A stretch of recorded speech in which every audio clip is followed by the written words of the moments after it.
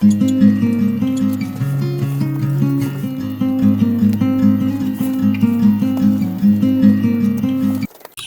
magandang umaga po sa inyo mga ka-farmer. Let's go farming na po. Pang-anim na araw na po nila sa atin kasi diniliver sila sa atin ay halos umaga na ng Huwebes. Ayan po yung sitwasyon nila ngayon. Hindi yung kumukupas yung kanilang takaw, lalo pang gumagana ang kain nila. Tapos ko na po silang mabigyan ng prevention. Tapos po na-flush ko sila ng isang araw, na-flushing ko siya. Tapos ngayon po pangalawang araw ko sa kanila ng pagbibigay ng vitamins. Yung vitamins po na yan may kasama rin probiotic. Kaya mas mabuti po para sa kanila.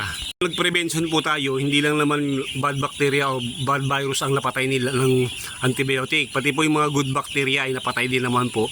Kaya dapat ibabalik natin yon sa pamamagitan po ng probiotic. Malaking bagay po yon.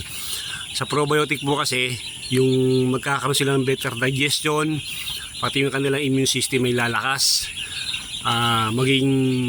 Mas mataas ang kanilang resistensya laban sa mga harmful bacteria na nasa paligid. Pero kapag nagpapainom kayo ng probiotic kasi yung napoproduce na nila noon, good bacteria na, kaya medyo okay na sila. Sunod po na ibibigay na lang sa kanila, di puro vitamins na.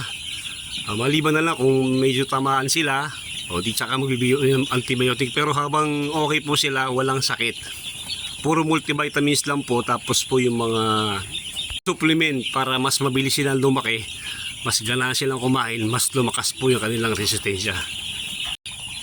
Sa totoo po, sa unang isang linggo pa lang, pagtingin nyo sa mga sisiw ninyo at nakita nyo tinatakbo nila, makikita ninyo maganda yung magiging takbo ng inyong cycle. Walang sakitin, maganda yung balahibo nila. Tapos titignan ninyo, kukumpara nyo sila yung unang araw na dating, kung gaano na yung na-gain nilang timbang. Sa kanila po, maganda po. Hindi ko lang palang sila tinitimbang, pero 100% okay po yung kanilang kondisyon. Maganda po yung kanilang mga katawan. Kitang-kita ninyo yung halos isang sako na po yung nakain nilang chick booster. Tapos po ang tubig po nila sa maghapon, minsan yung